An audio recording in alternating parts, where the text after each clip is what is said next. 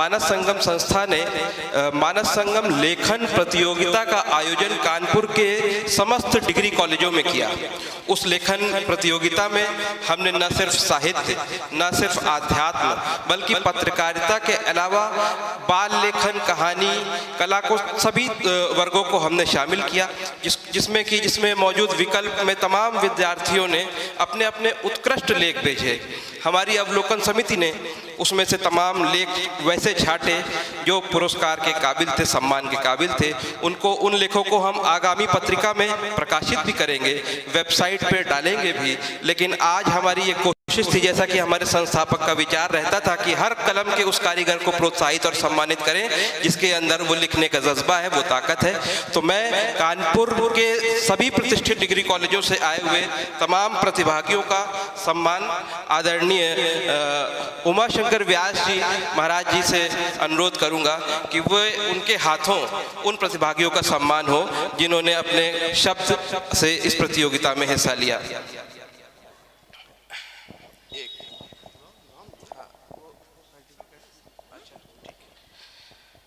तो मैं सबसे पहले ऋषभ कुमार हमारे बीच हैं, अरमापुर पीजी कॉलेज से एमकॉम 3rd ईयर के स्टूडेंट हैं और अखबारों का भविष्य कैसा होना चाहिए इस पर आपका लेख आया।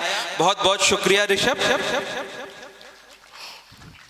इसके बाद हमारे बीच तनिष्का चड्ढा हैं जो कि जागरण कॉलेज ऑफ आर्ट से बीकॉम 1st ईयर की छात्रा हैं। रामायण के चारित्रिक प्रसंग पर इनका ऐसा लेख था जिसके कारण हम इनको सम्मानित करने से रोक नहीं पाए। तनिष्का चड्ढा, बहुत बहुत बधाई आपको। इसके बाद सुष्मिता कनौजिया हमारे बीच मौजूद हैं। AND कॉलेज, किसने नहीं नाम सुना होगा, 1st year MA 1st year की छात्रा हैं। मेरा पसंदीदा साहित्यकार कवि, इन्होंने जयशंकर प्रसाद जी पर अपनी रचना भेजी। जयशंकर प्रसाद जी को याद करता हुआ उनका आलेख हमारे द्वारा चयनित किया गया। सुष्मिता कनौजिया जी को बहुत बहुत बधाई। इसी के साथ जागरण कॉलेज ऑफ आर्ट से शौर्य श्रीवास्तव मौजूद है। शौर्य का जो आर्टिकल था वो रामायण पर था और वो सर्वाधिक चर्चा में रहा क्योंकि समस्त कॉलेजों में जो लेख आए उनमें वो उत्कृष्ट था। खुशी हमारे बीच, आपके ही जिस प्रांगण में हम बैठे हैं यहाँ से ही नज़दीक में एक बड़ा प्रतिष्ठित कॉलेज है, Christ church college. Christ church college की BA 3rd ईयर की छात्रा खुशी, इन्होंने लिखा आधुनिक समय में रामायण के शिक्षा का महत्व क्या है और भारतीय संस्कृति पर उसका प्रभाव क्या है। खुशी, बहुत बहुत बधाई आपको, आपके उज्जवल भविष्य के लिए तमाम शुभकामनाएं। DBS कॉलेज से नैन्सी हमारे बीच है। नैन्सी ने अपनी पसंदीदा कहानी ऐसी भेजी जो हम सब की पसंदीदा हो गई। नैन्सी को बहुत बहुत बधाई, शुभकामनाएं। इसी के साथ PPN कॉलेज से पीयूष मिश्रा भी हमारे साथ मौजूद हैं। पीयूष मिश्रा जी ने समाचारों का क्या भविष्य होता है इस पर अपनी विवेचना लिखी। पीयूष मिश्रा, बहुत बहुत बधाई आपको। और ऐसे ही उत्कृष्ट लेखन के साथ तमाम सारे ये वो बडिंग राइटर्स हैं, ये वो युवा कलम हैं जो कि कल के साहित्यकार होंगे और मानस संगम के 97 नहीं 98 नहीं आने वाले तमाम कार्यक्रमों में यहाँ पर शिरकत करेंगे। बहुत बहुत शुक्रिया सभी प्रतिभागियों का, धन्यवाद।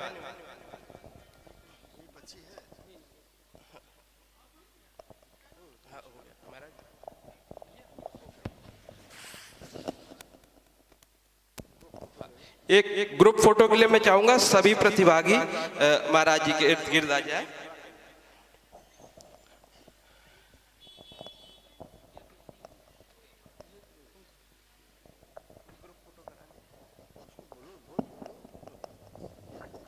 सब लोग ग्रुप फोटो के लिए जरा आ जाए।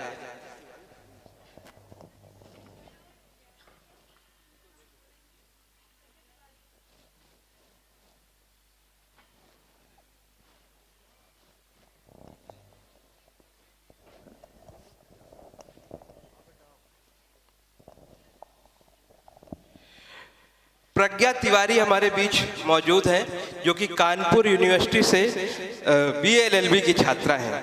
रामायण पर बहुत ही मार्मिक आलेख प्राप्त हुआ। प्रज्ञा, बहुत बहुत शुभकामनाएं।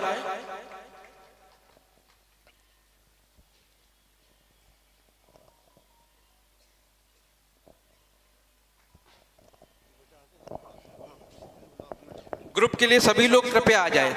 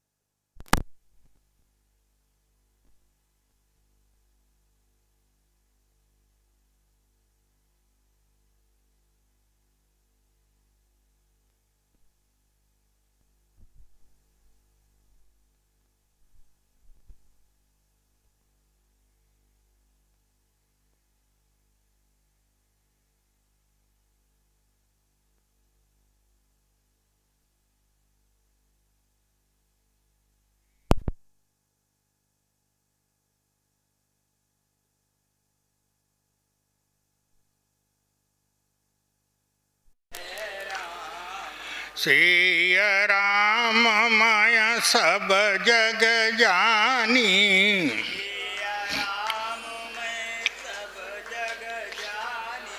कराऊं प्रणाम जोरी जुग पानी।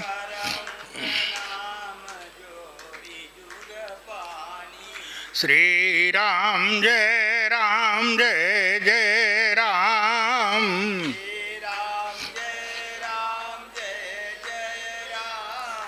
श्री राम जय जय राम।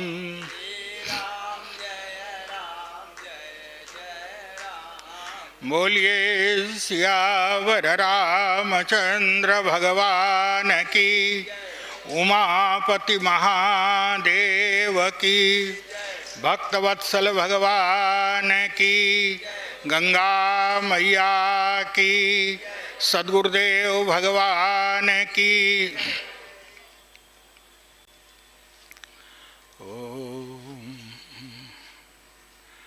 मंगलमूर्तये नमः, गणाधिपतये नमः।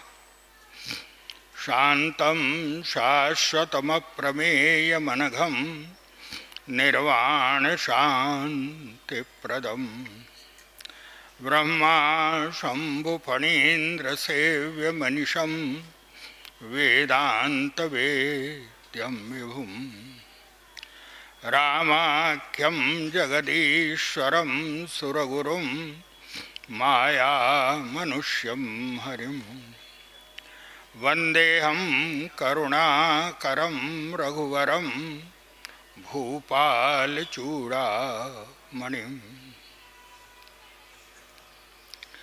वंदे विदेहतनया पदपुण्डरीकं, कैशोरसौरभसमाहितयोगिचित्तं, हन्तुं त्रितापमनिशं मुनिहंससेव्यं,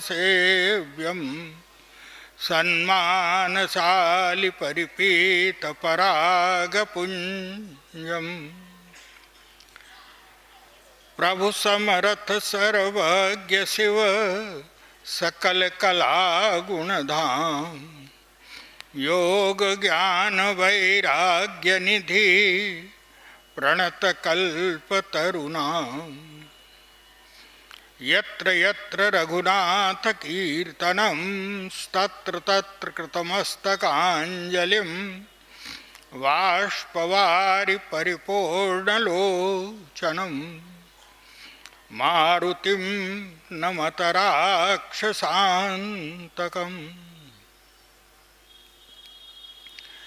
यत्पादामृतभेषजेन सततं, भक्ताधिनाशो भवेत्। यत्पादाहितशीतचन्द्रततिभिस्तापत्रयं नश्यति, साक्षात् ज्ञानदिवाकरोऽस्ति नियतां, मोहान्धकारापः। सोऽयं श्रीमद्रामकिङ्कर गुरुः, ज्ञानः प्रकाशं क्रियात्।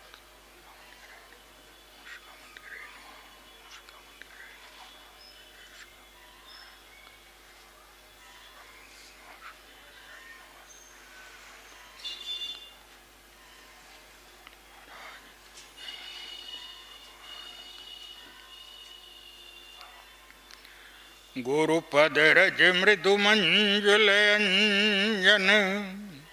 नयन अमिय दृगदोष विभंजन। तेज जी ने कह दिया कि भाई 30 तारीख का मुहूर्त शुभ है, तो ठीक है, लेकिन 30 तारीख उन्होंने दिन तारीख कही है, लेकिन उसमें भी मुहूर्त है। भांवरी जो पड़ेगी तो उस समय भांवरी का समय क्या होना चाहिए, बारात चढ़ने का समय क्या होना चाहिए जो है। लेकिन वो आजकल लोगों को मुहूर्त से कोई लेना देना नहीं है। अपने मन से बारात चढ़ रही है, और बारात भी कैसे, पंडित जी के कहने से बड़े तो बारात थोड़ी चढ़ेगी मुहूर्त से। तब बोलो तो बैंड बाजे वाले जितने बजे के मिलेंगे बैंड वालों के कहने से चढ़ेगी। मुहूर्त कोई थोड़ी देखा जाएगा उसमें जो है। और एक और विचित्र अद्भुत बात है हमारे यहाँ पर, भगवान श्री राम और श्री सीता जी का जो विवाह हो रहा है, उस विवाह में ज्योनार, वह ज्योनार तो होती ही है यह पहले लंबी लंबी चलते। भगवान राम की, जैसे मैंने कहा कि भगवान राम की बारात 4 महीने रुकी थी आकर के। अब खैर वो कल्पना तो नहीं, लेकिन 3 दिन के तो मैंने खुद देखा है अपनी आंख से। जब छोटे थे तो बारात आज जाती थी, कल रुकती थी और परसों चलती थी, और कहीं ऐसा भी होता था कि कहीं जो है वो 2 दिन बीच में रुकती थी, मतलब दूसरे और तीसरे दिन रुकती थी, चौथे दिन वापस आती थी। लेकिन आज तो 1 दिन नहीं, तब बोले केवल कि भाई सीता और राम जी का जो विवाह हुआ वो बड़े जो है शुभ मुहूर्त से हुआ। और शुभ मुहूर्त सीता और राम जी का जो विवाह का जो लगन जो निकाली गई थी, मुहूर्त जो निकाला गया था, वो मुहूर्त किसने निकाला था? तो वर्णन ये आया है, रामायण में ही वर्णन आया है कि ब्रह्मा जी ने मुहूर्त छांटा था। और ब्रह्मा जी ने मुहूर्त छांट करके देवर्षि नारद के द्वारा जनक के पास भिजवा दिया था कि इस समय का विवाह का मुहूर्त। लेकिन विचित्र बात है, जब देखा गया उधर ब्रह्मा ने भिजवाया मुहूर्त और इधर जनक जी ने भी अपने जो कर्मकांडी हैं, अपने जो गणितज्ञ हैं, ज्योतिषी हैं, उनसे मुहूर्त निकलवाया। तो आश्चर्य था क्या, बोले जनक जी के जो कर्मकांडी है, ज्योतिषी हैं, उन्होंने वही मुहूर्त निकाला जो ब्रह्मा के द्वारा भेजा गया था। गोस्वामी जी कहते भी हैं क्या, बोले सारे जनकपुर में जो है वो प्रसिद्धि हो गई। क्या, बोले कोई किसी व्यक्ति ने मुहूर्त नहीं निकाला है। तब बोले सुनी सकल लोगन यह बाता, और कहाँ ज्योतिषी आहि विधाता। ब्रह्मा ने मुहूर्त निकाला। लोग कहते हैं शुभ मुहूर्त में करने से फायदा क्या हुआ? भाई सीताराम जी का जो है, तो आप सोचिए आप क्या कल्पना करते हैं? हम लोग कल्पना करते हैं क्या, बोले व्यक्ति के जीवन में जिसने जो है मुहूर्त से काम किया है, या जो है वो सत्कर्म वाला है, जो भगवान का भक्त है, उसके जीवन में कभी कोई विपत्ति नहीं आएगी जो है। और यही हमारी सोच गलत है। क्यों? बोले ये संसार क्या है? बोले इस संसार में जो आया हुआ है, याद रखिए ये संसार में व्यक्ति क्यों आया है? तो इस संसार के लिए कहा गया है क्या? ये संसार क्या है? तो इसके लिए गीता में कहा गया है, बोले दुखालयम, ये तो दुखालय है। और दुखालय का मतलब क्या है? अगर हमें न्याय लेना होता है तो हम न्यायालय में जाते हैं, अगर हमें विद्या लेनी होती है तो हम विद्यालय में जाते हैं, अगर हमें औषधि लेनी होती है तो हम औषधालय में जाते हैं। दुखालय का मतलब क्या? बोले जिसको भगवान दुख देना चाहते हैं भेज देते हैं, लो बेटा जाकर के खूब लो, दुखालय ही दुखालय है, जितना चाहो। और यहाँ आकर के दुखालय में जो सुख खोज रहा है, ये उसी की मूर्खता है। यहाँ कैसे मिलेगा? बोले नहीं, बोले है तो दुखालय, यहाँ दुख ही दुख है, लेकिन बोले दुख को सुख के रूप में परिवर्तित करना ये हमारे ऊपर है। अगर हम चाहें तो दुख को भी सुख के रूप में परिवर्तित कर देंगे, और अगर हमारे पास वो कला नहीं है तो कितना भी सुख हो, लेकिन अंत में जो है वो दुख ही दुख हाथ लगेगा जो है वो। इसलिए भगवान कृष्ण यही कहते हैं, भगवान कृष्ण से पूछा गया पितामह भीष्म ने कि आपको जो है वो पांडव सबसे ज्यादा प्यारे हैं। हाँ बिल्कुल, भगवान ने कहा कि पांडव मुझे सबसे प्रिय है और पांडवों में तो अर्जुन प्रिय नहीं है। तब बोले अर्जुन तो मेरा प्राण है। लेकिन भीष्म ने यही कहा, जिन पांडवों को आप अपना प्राण कह रहे हैं, प्रिय कह रहे हैं, जिस अर्जुन को आप अपना प्राण कह रहे हैं, इन पांचों भाइयों ने जीवन में दुख, क्लेश, कष्ट, अपमान को छोड़ करके देखा क्या है? यही तो सहा है इन पांचों भाइयों ने जो है। सोचिए, द्रौपदी के साथ जो व्यवहार किया जा रहा है बड़ी सभा में, एक साधारण मजदूर की पत्नी के साथ भी किया जा सकता है क्या? कितना अपमान है।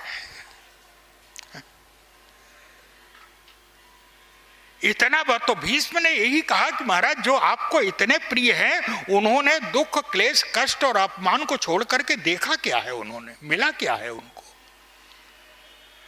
तो भगवान कृष्ण ने तुरंत कहा, भगवान कृष्ण ने कहा पितामह आप सही बात कह रहे हैं, लेकिन याद रखिए क्या? बोले गहनो कर्मणागति, कर्म तो भोगना पड़ता है। हमने जो कर्म किया है वो तो भीष्म ने कहा अगर कर्म ही भोगना है तो फिर आपकी भक्ति की क्या जरूरत है? फिर भक्ति की क्या जरूरत है? तो भगवान कृष्ण ने यही कहा कि नहीं, अंतर है। क्या? बोले साधारण व्यक्ति के जीवन में जब दुख आता है तो व्यक्ति हाय हाय करके चिल्लाता है और समाप्त हो जाता है, लेकिन जब मेरे भक्त के जीवन में कष्ट, अपमान, दुख, क्लेश आता है तो मैं उसको अकेला नहीं छोड़ता हूं, उसके साथ रहता हूं। भीष्म ने कहा फायदा क्या जब आप देखते रहते हैं? आपके रहने से फायदा क्या? भगवान कृष्ण ने कहा कि नहीं नहीं, जब मेरे भक्त के जीवन में कष्ट आता है उस समय मैं भक्त के हृदय में सहन शक्ति के रूप में बैठा रहता हूं, धैर्य के रूप में बैठा रहता हूं। जो है क्यों? बोले जो समय आया है आज जो है वो कल नहीं रहेगा, और कल जो था वो आज नहीं है, ये तो बदलने वाला है। भगवान ने कहा कि मैं धैर्य के रूप में उसकी रक्षा करता हूं, हमेशा उसको बिगड़ने नहीं देता हूं।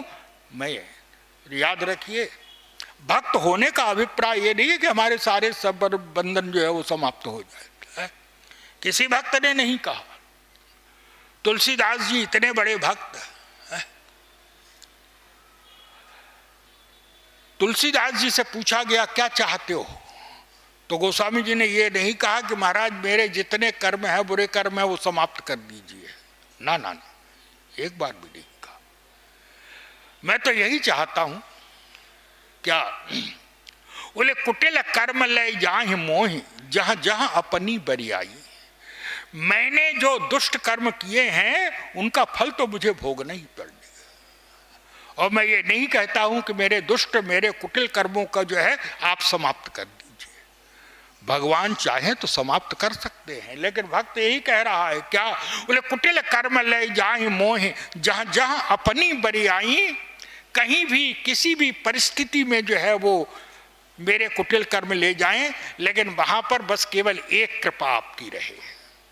बोले कुटिल कर्म ले जाहि मोहि, जहां जहां अपनी बरियाई। और तह तह जनी छिन छोह छाड़ियो, और कमठ अंड की नाई। जैसे कछुआ मादा जो है वो अंडा तो देती है जल के बाहर रेत में, और फिर जो है वो चली जाती है, बच्चा नहीं निकलता है उसमें से, और तब तक जल में चली जाती है। लेकिन जल में जाकर के वो निरंतर 24 घंटे जो है वो उसी अंडे का जो है ध्यान करती रहती है। उससे होता क्या है? सोचिए, प्रकृति ने क्या दिया है। जैसे गिलहरी है, अंडा देकर के गिलहरी पक्षी चला गया है, लेकिन गिलहरी जाने के बाद जो है वो गिलहरी जो है वो दूर से ही अंडे को जो है वो सेती है। लेकिन कैसे? बोले अंडे के पास नहीं आती है, तब बोले दूर से ही जो है आवाज निकालती है, और उसके स्वर से ही जो है वो अंडा जो है वो से जाता है, पूरा पक जाता है अंडा जो है। ये प्रकृति ने दिया है। कछुआ मादा जो है अंडा देती है रेत में, और अंडे को देने के पश्चात जल में चली जाती है, और जल में हमेशा उस अंडे का ध्यान करती रहती है। जल में ध्यान करने से ही अंडा जो है वो पक जाता है समय पे जो है। तुलसीदास जी ने कहा, बोले जैसे कछुआ मादा जो है वो जल में रह करके हमेशा जो है वो अंडे का ध्यान करती है, ऐसे ही मैं कहीं भी रहूं लेकिन आप हमेशा जो है मेरा ध्यान करते रहिए। आपके हमेशा दृष्टि में बना रहे कि एक पापी है व्यक्ति जो मेरा अपना है। बोले तह तह जनि छिन छोह छाड़ियो कमठ अंड की नाई, कुटिल कर्म ले जाए मोहि जहां जहां अपनी बरी आई। कहीं भी ले जाएं।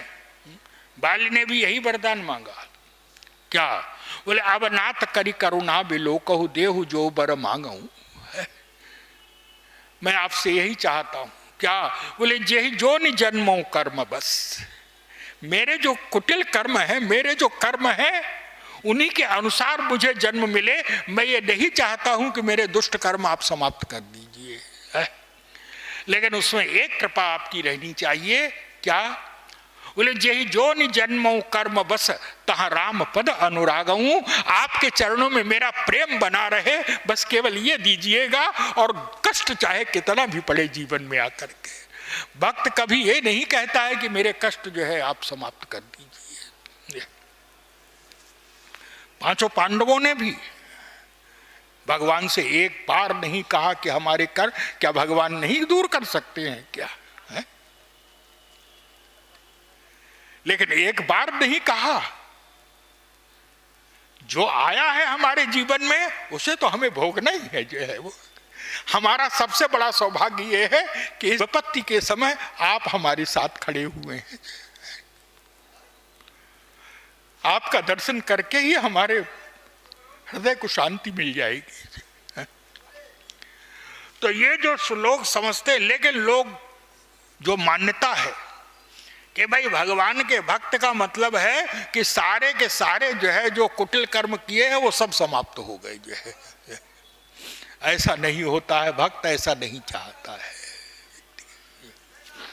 इसलिए जिसके, और वैसे भी आप विचार करके देखिए तो जो लोग कहते हैं कि इतने मुहूर्त से जो सारे काम किए गए, लेकिन सीता और राम के जीवन में जो कष्ट आए, तो आप अगर दूसरे ढंग से इसको देखिए, भगवान श्री राम ने राज्य किया है 12 अथवा 13 हजार वर्ष तक। अब 12-13 हजार वर्ष में जो है वो 14 वर्ष कितने दिन के होंगे जो है? हजारवां हिस्सा पड़ा जा करके है? उसकी तो कोई जो है वो गिनती ही नहीं है। जहां 12-14 हजार 12-13 हजार वर्ष तक राज्य किया है श्री राम ने, और सबके जो है वो एक जैसी ही स्थिति थोड़ी होती है हमेशा जो है? ये उतार चढ़ाव जो है ये तो बना रहता है जो है व्यक्ति के जीवन में जो है। लेकिन ये होता क्यों है? बहुत सी मान्यताएं जो है, जैसा मैंने कहा कि मुहूर्त तो है रात्रि को भांवरी पड़ने का, या हमारे यहां जो कहा गया है वो गोधूलि वेला है।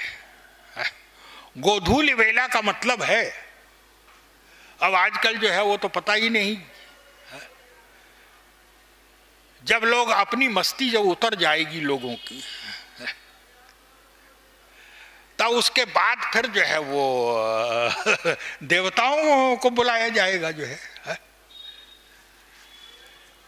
लेकिन हमारे यहाँ जो मुहूर्त बताया गया है उसको गोधूलि वेला कही गई है। और गोधूलि का अभिप्राय है, बोले गायें सायंकाल के समय जब लौटती हैं चर के, प्रातः काल चरने चली जाती है, और जब सायंकाल के समय लौटती हैं गायें, और गायों के जो है गायों के खुर से लग कर के जो धूल उड़ती है, सायंकाल के समय जो धूल उड़ती है तो चारों तरफ धूल ही धूल हो जाती है। क्यों? बोले वो जैसा पवित्र मुहूर्त क्या, बोले जो गायों के खुर के द्वारा, गाय के चरण के द्वारा निर्मित किया गया है जो मुहूर्त जो है, गोधूलि वेला। इसलिए रामायण में कहा गया है, बोले धेन धूरि द्वेला विमल है, गोधूलि वेला जब आई तो विप्र न कहू विदेह सन, जान समय अनुकूल है।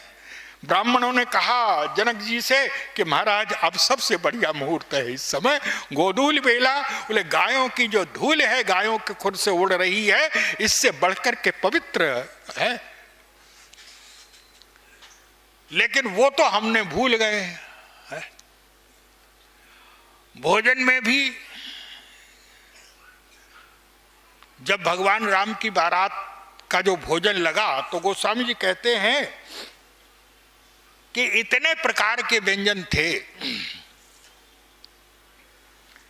इतने प्रकार के व्यंजन थे कि उनको गिनाया भी नहीं जा सकता है, जितने व्यंजन बनाए गए थे। बोले 56 लोग कहते हैं कि 56 व्यंजन है, 56 व्यंजन तो बहुत कम,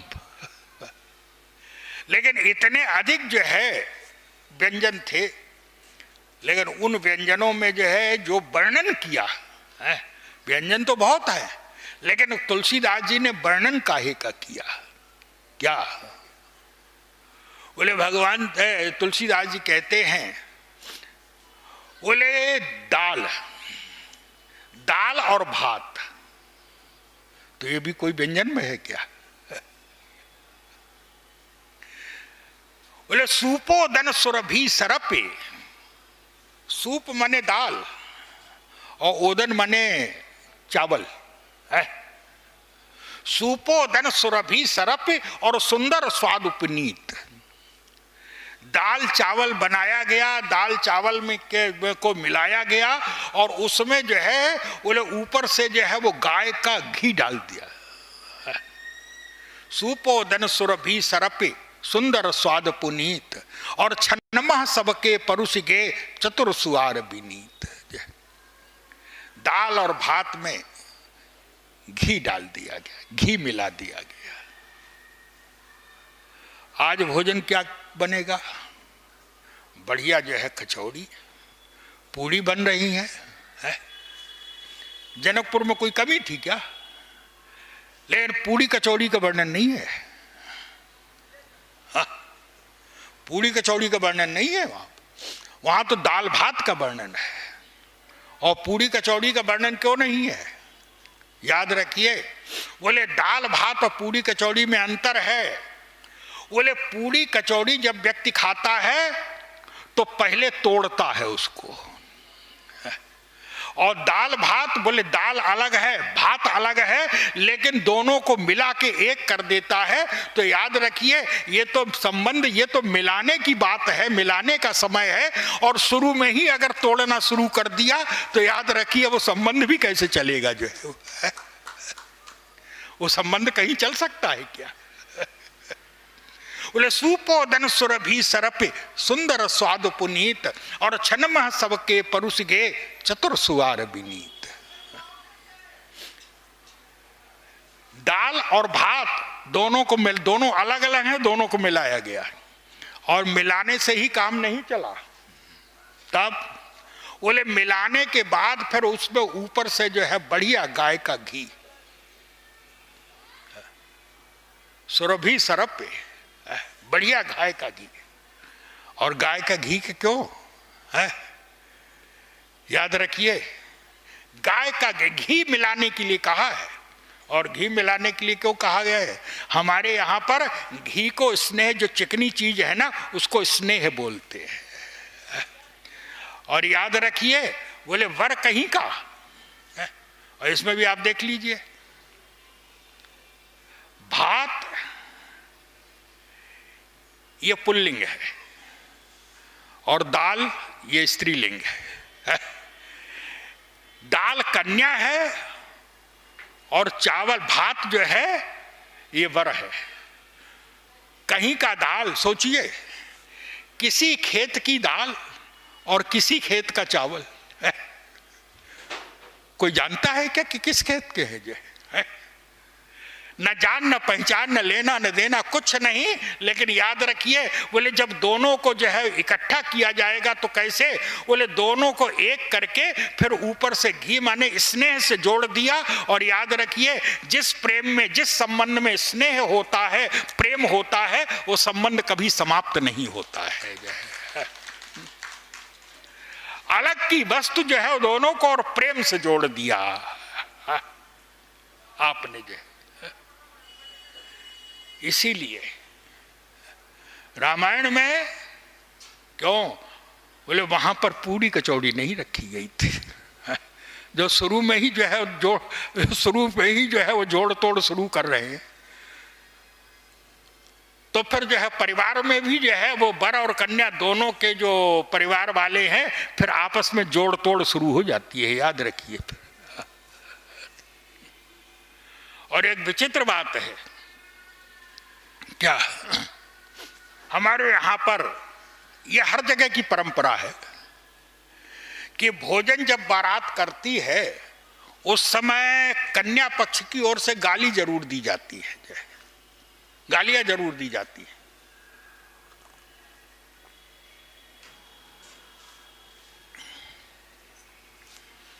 और वो गाली सुनने के लिए बारातियों को भी इतना आनंद आता है। क्या? बोले गाली सुनने के लिए बाराती जो है वो देर तक भोजन करते हैं। क्यों? बोले अगर 4 पूरी ज्यादा खाएंगे तो 10 गाली भी जो है वो मिल जाएंगी सुनने को। उसके लिए व्यक्ति लालायित रहता है। नहीं तो आप किसी को गाली दे के देखिए, लेकिन वहां की गाली सुनने के लिए ये गाली कैसी है? तो हमारे यहां साथ कहा गया है, तुलसीदास जी कहते हैं कि ये गाली जो है वो ब्रह्मा ने क्यों बनाई। उसके लिए तुलसीदास जी कहते हैं कि ब्रह्मा ने जब गाली बनाने लगे तो ब्रह्मा ने मिलाया क्या? 2 चीजों को मिलाया। किसको? बोले एक तो जहर को मिलाया और दूसरे अमृत को मिलाया। देखिए दोनों परस्पर विरोधी हैं, दोनों परस्पर विरोधी हैं, लेकिन दोनों को मिलाकर बोले अमीय गार्य, अमृत को मिलाया और दूसरी तरफ बोले अमीय गार्य गार्यु गरल, उसमें विष मिला दिया और बनाया क्या? बोले अमीय गार्य गार्यु गरल, तो गार्य कीन करतार।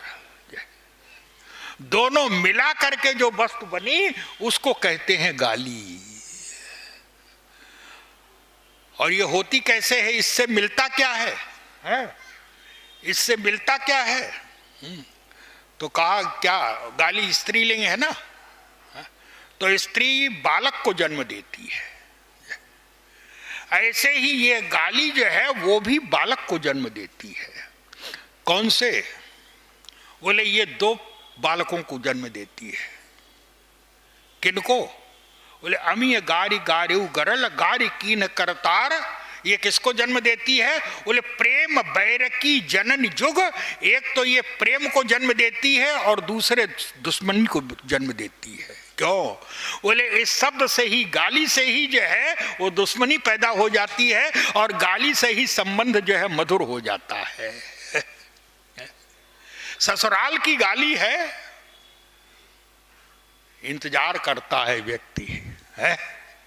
बड़े सौभाग्यशालियों को ससुराल की गाली मिलती है।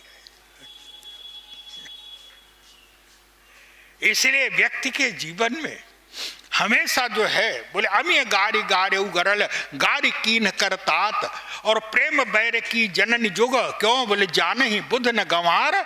इसको बोले जो मधुर हृदय वाला व्यक्ति होगा, जिसमें हृदय होगा, वही जान सकता है। ये बेचारे ज्यादा व्याकरण वाले क्या जानेंगे जो है? केवल शब्द में नहीं। क्यों? बोले शब्द वही है, लेकिन उसी शब्द में जो है रस अलग अलग हो जाता है।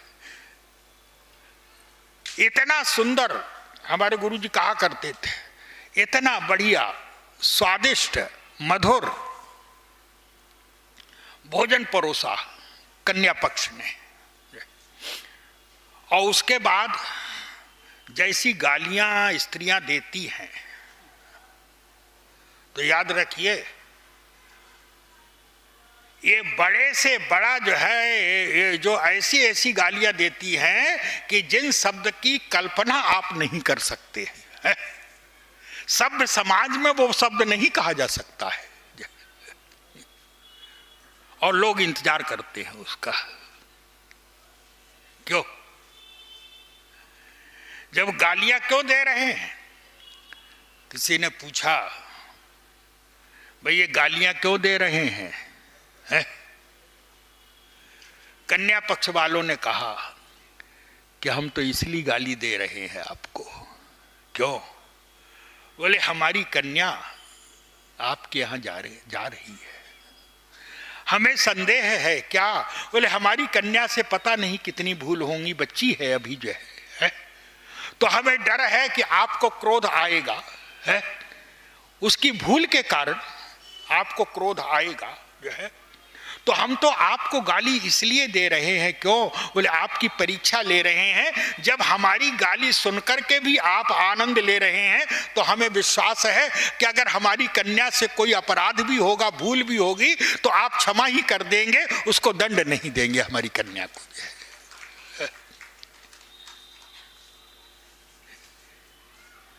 यही रस होता है? गाली में भी रस है?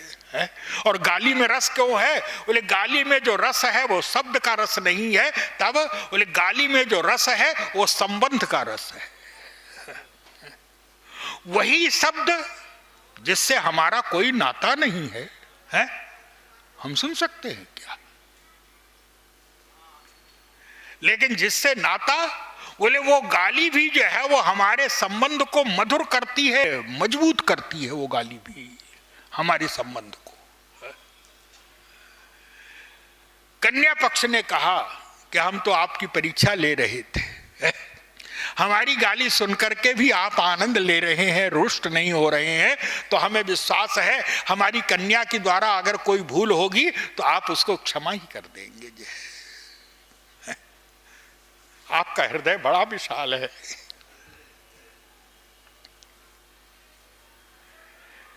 फिर कन्या पक्ष ने कहा, हमने जो गाली दी है, आप सही बताइए कि आपको कैसा लगा? हंस तो रहे थे आप, है? आपको क्रोध नहीं आया? तो वर पक्ष ने तुरंत कहा, क्रोध कैसा? क्यों? हमने ऐसी अश्लील गाली आपको दी, अभद्र गाली आपको दी, और आपको क्रोध नहीं आया? वर पक्ष ने तुरंत कहा, क्या?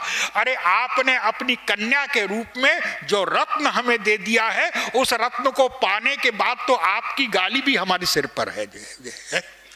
ऐसा रत्न दिया है आपने जो है, जिस कन्या को आपने जन्म दिया, पाला पोसा आपने जो है, और उस कन्या को आपने हमें, तो आपने कन्या नहीं, बोले आपने तो रत्न दिया है हमें, और उस रत्न को पाने के बाद जो है वो तो आपकी गाली भी हमारे सिर माथे है।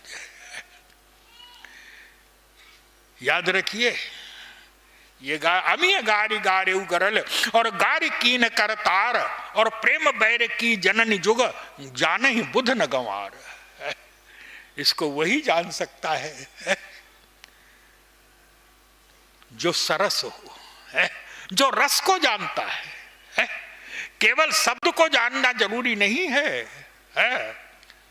याद रखिए, बोले शब्द को जानने से जो है वो गलत फहमी हो सकती है।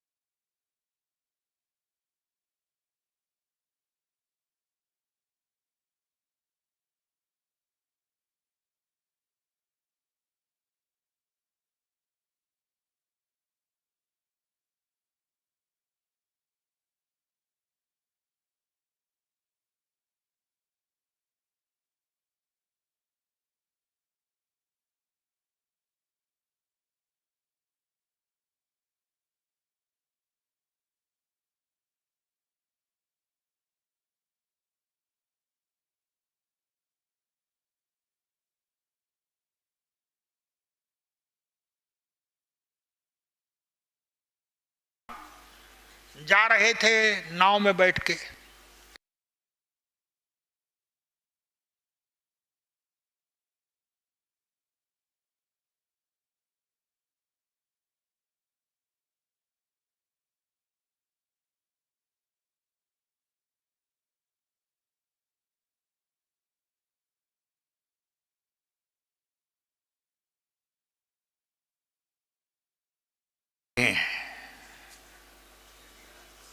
तो मल्लाह ने कहा कि महाराज ये वेद क्या होता है, मैं तो पहली बार सुन रहा हूं। अरे मूर्ख, तू वेद नहीं जानता है? हम नहीं जानते, हम पढ़े लिखे नहीं हैं। तो कहा कि तब तो तेरा जो है वो 4 आना जीवन बेकार चला गया। पहले आना से ही, अब आजकल पैसे से होता है, तब तो तेरा 4 आना बेकार चला गया। अब महाराज दाल रोटी मिल जाती है बस जो है। खैर और आगे चले तो उससे कहा कि तूने जो है वो कितने व्याकरण का अध्ययन है तुझे?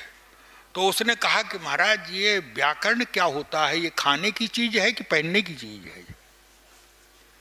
अरे मूर्ख, 8 आना जीवन बेकार चला गया तेरा, तो इतना भी नहीं जानता। और आगे चले, फिर उससे कहा बड़े बड़े जो है वो किस शहर में गए हो तुम जो है? कहीं बड़ा कोई शहर? अब वो बेचारा जंगली जो है। महाराज हमने तो ये सुना भी नहीं है कभी, हम तो अपने गांव से जो है बस गंगा जी तक और गंगा जी से गांव तक जो है बस इसी में अपना जीवन, कहीं गया ही नहीं। बोले नहीं। तो तुरंत कहा अरे मूर्ख, तेरा तो 12 आना जीवन बेकार चला गया। इतनी बात कर रहे थे और तब तक तूफान आ गया और नाव जो है वो उतराने लगी, जो है नाव डूबने लगी। पंडित जी घबराए, मल्लाह से कहा। मल्लाह ने कहा कि महाराज तैरना उड़ना जानते हैं कि नहीं? ने सो तो नहीं जानते। मल्लाह ने कहा मेरा तो 12 ही आना बेकार गया, आपका तो 16 आना चला गया आज जो है। याद रखिए, बोले जो विद्या है वो व्यवहारिक है कि नहीं है आपके पास जो है? आपके पास जो विद्या है वो व्यवहारिक है कि नहीं है? और अगर व्यवहारिक नहीं है तो आपने डिग्री कितनी भी जो है वो आप जो है वो भर लीजिए, डिग्री की आप जो है नुमाइश लगा लीजिए अपने घर में जो है, अपने शहर में, लेकिन याद रखिए बोले समय पड़ने पर वो विद्या जो है आपके बिल्कुल काम नहीं देगी, व्यर्थ हो जाएगी आपकी जो है। और अगर आप जो है उस विद्या को है, ये लोक कल्याणकारी विद्या होनी चाहिए है। विद्या वो हो जो लोक कल्याणी विद्या हो, कल्याणकारी विद्या हो है। दूसरे को जो है, कई लोग ऐसे होते हैं कि बस दिन रात घोटते रहते हैं ग्रंथ, लेकिन परीक्षा में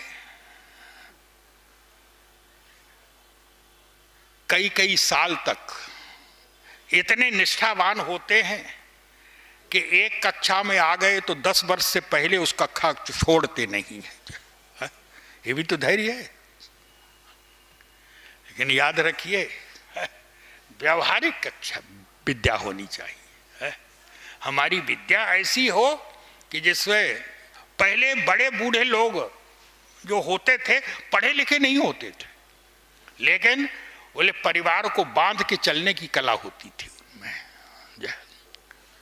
हमारे यहाँ बरेली में ही एक बहुत बड़े धनी सेठ थे, तो उनकी माताजी,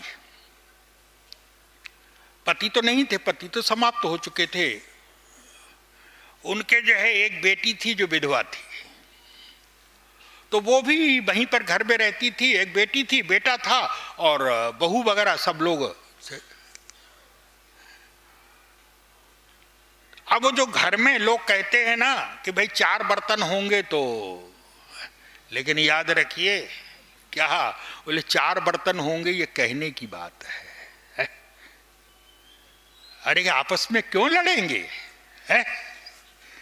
अगर आपस में लड़ रहे हैं इसका अभिप्राय कि कहीं कहीं नियंत्रण जो है, कहीं ना कहीं जो है वो नियंत्रण उचित नहीं हो रहा है। ऐसा कैसे होगा? तो अच्छा, उनके यहां पर भी जो है कोई भी बात होती थी, अगर बेटे बहू में आपस में झगड़ा हुआ तो दोनों आकर के बाप से, वो बेटा जो है वो मां से ही झगड़ता था, तुम्हारा बढ़ाया हुआ इसने तो, तुमने इसका मन बढ़ा दिया है, इसलिए इतनी उच्छृंखल हो गई है, सारी की सारी गलती तुम्हारी है। बहू बेटे की गलती तो देख नहीं सकती हो तुम जो है? बेटे को तो जो है कुछ कहना नहीं है, वो भी सारा का सारा जो है वो।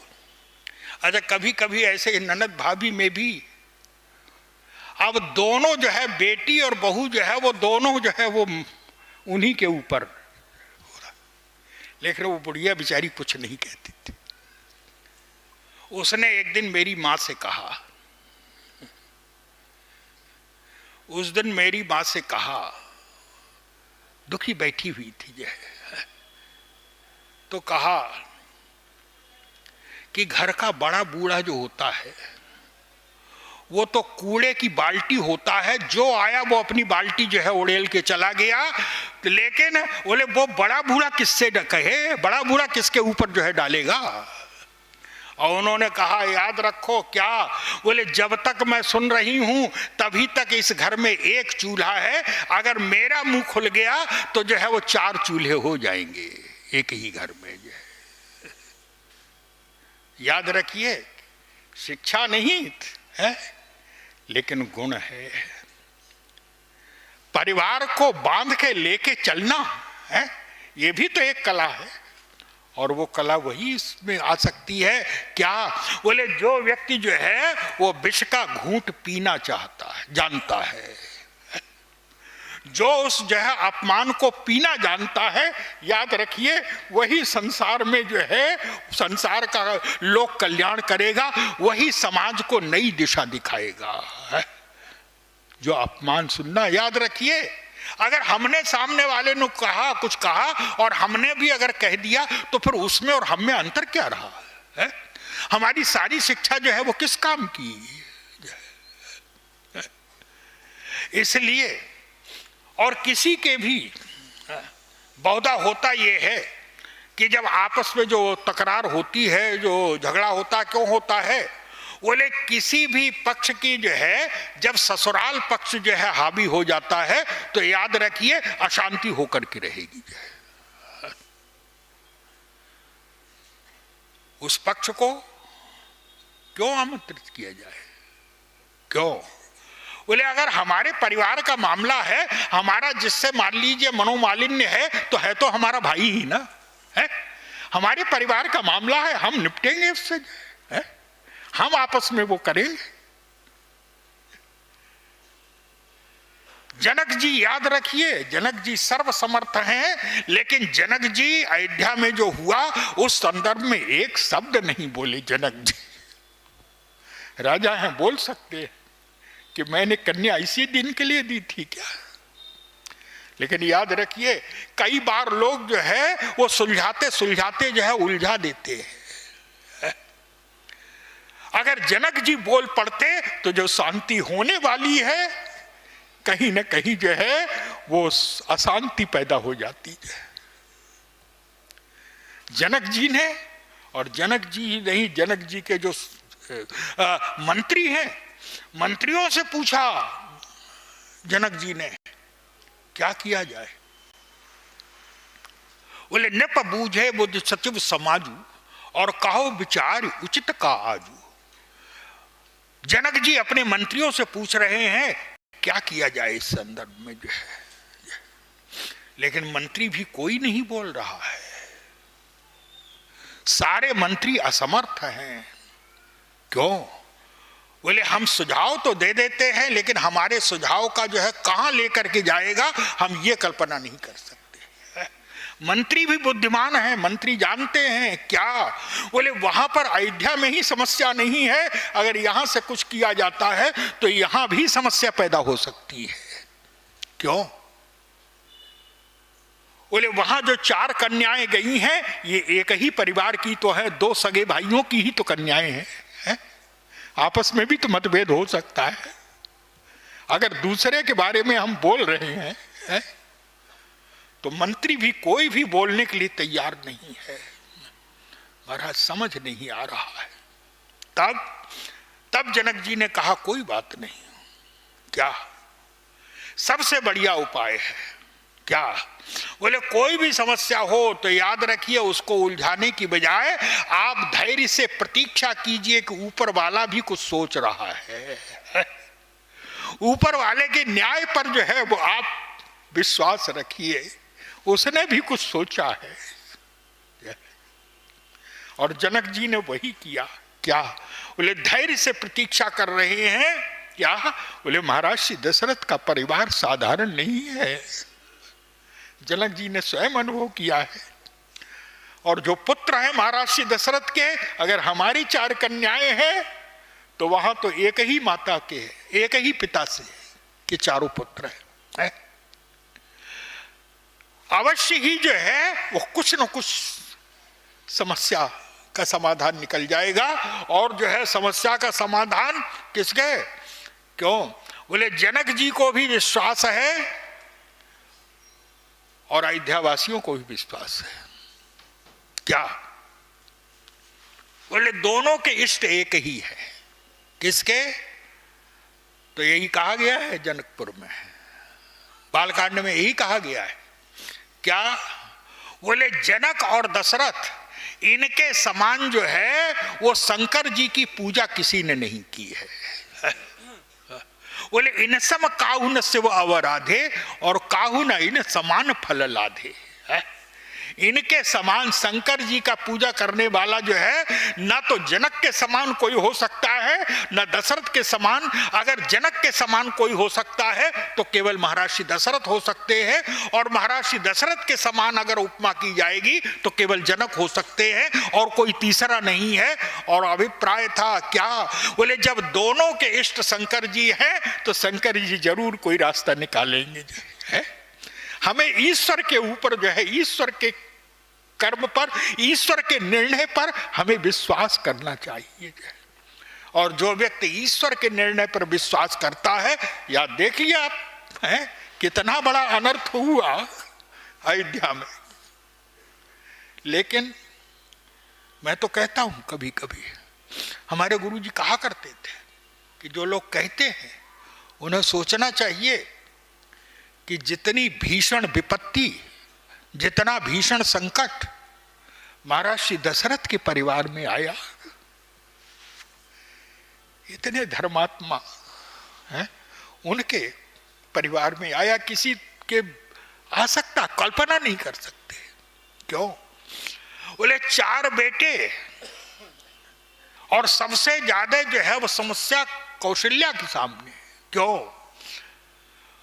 बोले पति की मृत्यु हो गई, जिसके सहारे पर पत्नी एक आशा रहती है, उसकी मृत्यु हो गई है। दुख भी आपस में चर्चा भी नहीं कर सकते। और 4 बेटे, चारों में 2 बेटे और 1 बहू बन बन भटक रहे। 2 बेटे और 3 बहुएं घर में हैं, लेकिन कौशल्या का समस्या क्या? क्या? बोले जीवन में इतना बड़ा संकट आया, लेकिन बोले रो भी नहीं सकती है पति की मृत्यु पर। क्यों? बोले अगर मैं रोऊंगी तो 3 बहुओं को क्या होगा? उस मां के है? और वो मां जिसने साक्षात परब्रह्म परमात्मा को अपने गर्भ में धारण किया है। लेकिन भगवान ने जो कहते हैं, भगवान कहते हैं मैं सहन शक्ति के रूप में उसके हृदय में बैठा रहता हूं, धैर्य के रूप में बैठा रहता हूं। और आप देखिए क्या कौशल्या जी ने यही कहा कि कोई चिंता की बात नहीं है। क्यों? बोले सब हो जाएगा। दशरथ जी भी कह रहे हैं कि सब होगा, लेकिन बस अंतर यही होगा, बोले सब सांसारिक, सब जो है मंगलकारी तो होंगे, सबको सब कुछ तो होगा, लेकिन मैं नहीं रहूंगा बस। कौशल्या जी ने भी यही कहा महाराज, बोले धीरज धरिए तो पाइए पारू।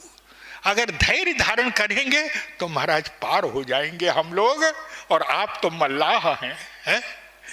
अगर आप ही ने जो है धैर्य छोड़ दिया तो फिर जो है वो अयोध्या वासियों का क्या होगा? क्यों? बोले मल्लाह तो, अगर मल्लाह ही धैर्य छोड़ बैठे, मल्लाह ही जो है वो कूद जाए, तो फिर तो नाव का डूबना निश्चित है। महाराज धीरज धरिए तो पाइए पारू, और ना है तो बूढ़ी ही सब परिवारू। लेकिन सब आनंद मंगल हो गया एकदम। और क्यों आनंद मंगल हुआ? कौशल्या जी ने यही कहा, बोले हमारे जीवन में जो भी कुछ हुआ थी तो सब विपरीत परिस्थिति, लेकिन आज जो मंगल है वो क्यों हो रहा है? बोले हमें विश्वास है। और क्या विश्वास था? बोले हमें अपने गुरु पर विश्वास था। हमारा गुरु सर्वसमर्थ है, और जब गुरु हमारे साथ है, बोले इधर तो गुरु हमारे साथ है, और उधर संबंधियों में जनक जी की प्रशंसा करते हुए कहा क्या? बोले हमारे तो अब ईस गति कई मिथिलेश सहाय, या तो जो है वो ईश्वर हमारी सहायता करेगा, या जो है जनक जी हमारी सहायता करेंगे। बस जनक जैसे, जनक के ऊपर ही हमें विश्वास है, वो चाहे तो इस समस्या से हमें बाहर निकाल सकते हैं। हमें पूरा विश्वास है उनके ऊपर। ये स्वयं गुरु वशिष्ठ कह रहे हैं जनक जी से। ज्ञान निधान सुजान सुचि धीर धर्म नर पाल। और इस समय जो है को समर्थ यही काल है। ये जो समस्याएं आई हैं, आपको छोड़ करके जो है वो कोई भी इनका समाधान नहीं दे सकता है, देना आप ही को पड़ेगा। याद रखिए, गुरु को भी जो है जनक जी पर पूर्ण विश्वास है। और अंत में याद रखिए, जब बड़े के ऊपर आप विश्वास करेंगे, ईश्वर के ऊपर विश्वास करेंगे, आप जो है अपने से बड़े के ऊपर, गुरु के ऊपर विश्वास करेंगे, तो याद रखिए कितनी भी बड़ी समस्याएं हैं वो सारी की सारी समस्याएं समाप्त हो करके, और एक दिन जो है वो आनंद मंगल ही जो है बढ़ता चला जाएगा। इसलिए बोले धैर्य हमेशा रखना चाहिए। इस प्रकार से महारानी कौशल्या ने हमेशा धैर्य का विश्वास किया, गुरु पर विश्वास किया, संबंधी पर विश्वास किया है, ईश्वर पर विश्वास किया है। हमारे तो अब इस गति। और याद रखिए, अगर आपको विश्वास है जीवन में, बोले विश्वास अगर है, जिसके लिए कहा गया है कि विश्वास ही जो है वो फल देता है। आप कितनी भी साधना करिए, लेकिन अगर आपको जो है अपनी साधना पर भी विश्वास नहीं है, तो आपकी सारी की सारी साधना जो है वो व्यर्थ चली जाएगी। जो है वो कौन सिद्धि कि बिनु विश्वास। इसलिए विश्वास से जो है, और जब विश्वास रखा तो देखिए यही अयोध्या है जिसमें छोड़ करके गए हैं अयोध्या को है।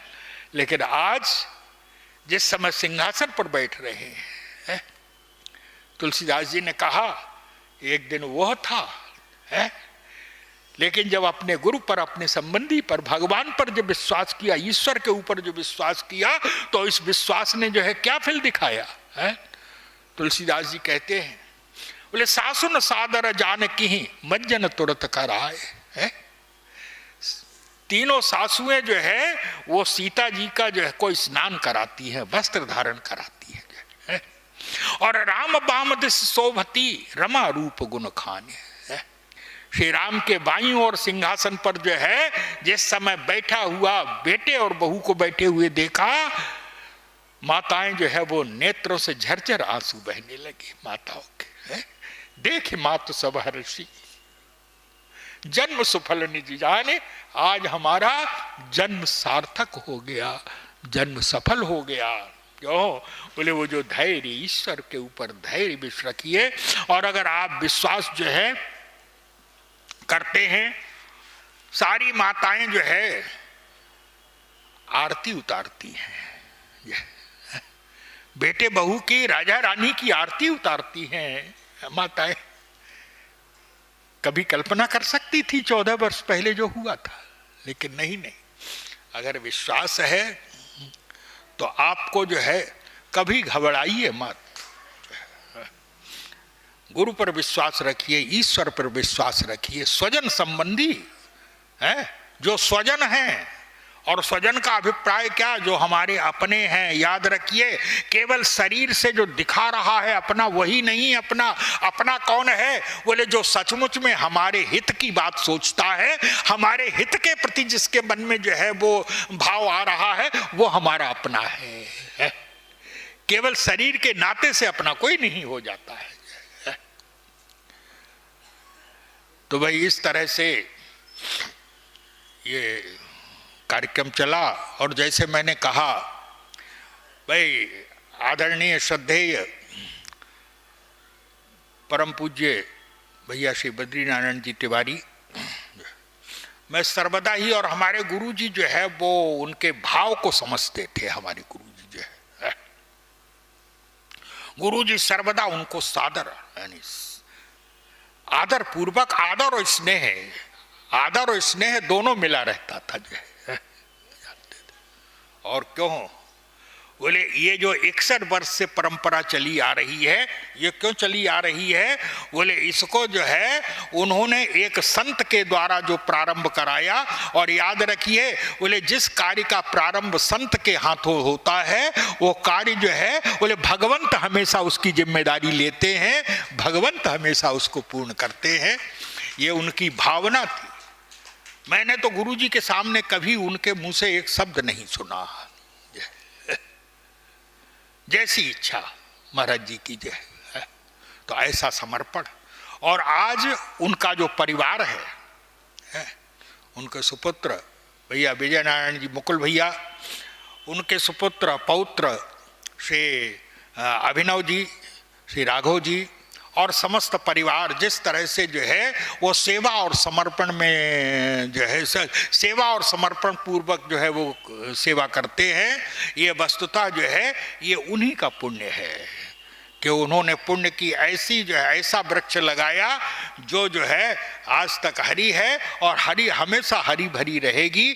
जहाँ इस प्रकार से सिंचन हो रहा है, तो उनके प्रति जो है और समस्त परिवार के प्रति मैं अपना जो है वो हार्दिक अभिवादन करते हुए भगवान की कृपा और आप सब लोगों के प्रति, आप लोग सबके जीवन में हमेशा भगवान की कृपा से जो है वो जीवन में हमेशा आनंद मंगल जो है वो बढ़ता रहे। दिन दूना रात चौगुना जो है आप लोगों के जीवन का आनंद मंगल बढ़ता रहे। इतना कहते हुए अब आज जो है यहीं पर अभी विश्राम दे रहे हैं। बोलिए सियावर रामचंद्र भगवान की, उमापति महादेव की, भक्तवत्सल भगवान की, गंगा मैया की, सद्गुरुदेव भगवान की। राम राम। कल व्यास जी की कथा की पूर्णता होगी, आप सभी वाकिफ इस बात से जानते हैं। और उसी के साथ में ठीक 2 बजे से आयोजन प्रारंभ हो जाएगा। देश विदेश के तमाम सारे विविध प्रकार के लोग, कोई कविता सुनाएगा, रहने वाला अफगानिस्तान का है, चीन का है, उज्बेकिस्तान का है, लेकिन बोलेगा आपकी हमारी हिंदी बोली। कोई अपने सुझाव बताएगा, कोई एक्सपीरियंसेस बताएगा। ऐसे तमाम हिंदी के पुजारी कई सारे देशों से आपके कार्यक्रम के लिए पधार रहे हैं, आज ही रात को पधार जाएंगे। इसके अलावा कल के मुख्य अतिथि उप मुख्यमंत्री उत्तर प्रदेश सरकार ब्रजेश पाठक जी होंगे, और अध्यक्षता समारोह अध्यक्ष आदरणीय व्यास जी करेंगे। उसके साथ ही शबीना आदि जो बहुत खास शायरा हैं, कानपुर की बेटी हैं, और जिन्होंने पूरी दुनिया में अपनी शायरी की धूम मचा रखी है। उनकी कुछ लाइनें अगर आप देख लेंगे यूट्यूब पर तो आपको मजा आ जाएगा। ये दौलत नई नहीं है, ये शोहरत नई नहीं है। वो यहाँ पधारेंगी। ममता कविता तिवारी यहाँ पर पधारेंगी, जो अंतर्राष्ट्रीय स्तर की कवित्री हैं, और इसके साथ में बहुत सारे कवि, वक्तागण। आप सोचिए, आप राम को कितना चाहते हैं कि राम की कथा सुनने के लिए सर्दी में बैठे हैं। वही राम, प्रभु श्री राम, अपने वनवास में जहां जहां भी गए, ऐसे 290 स्थलों की खोज करने वाले रामावतार शर्मा जी पधार चुके हैं आपके परिसर में। कल मंच पर होंगे, उनका हम सम्मान करेंगे। यानी उनसे पहले किसी को पता नहीं था कि जगह तो मालूम थी कि राम जी कहाँ गए थे, लेकिन राम जी जहां गए थे वो जगह थी कहाँ, हिंदुस्तान के किस कोने में थी, आंध्र प्रदेश में कहाँ थी, कर्नाटक